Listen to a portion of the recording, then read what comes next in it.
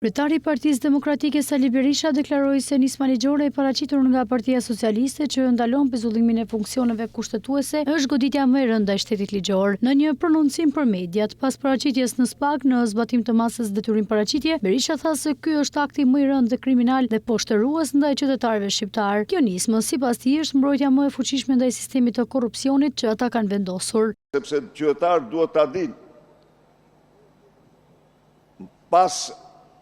pas anullimit me ligj të këtij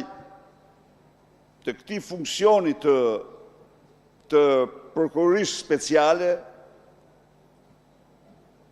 Edi Rama prokurorëve nuk u mbetet asgjë tjetër përveç imunitetit. Po imuniteti nuk është në dorë të tyre, imuniteti është në dorë të Edi Ramës dhe Edi Rama, për ata që bën ligjin mburoj, imunitetet nuk heq. Në këtë rast, unë e paralajmëroj atë se do paguaj çmimin më të shtrenjtë me këtë akt dhe se po u fakton shqiptarëve dhe botës se çfarë hajduti i paftyrë është ky. Se si ky njeri i kapur në flagrancë me afera të mëdha korruptive vetë Bashanaku e shoqja e tij, anturazi i tij. Po, tani don të bëj ligjin që të vjedh sa të mundet dhe të mos mund ta pezulloj. Sqaroj edhe një herë, pezullimi është absolutisht një drejtë ligjore që ja u njeh ligji prokurorëve dhe gjykatësve.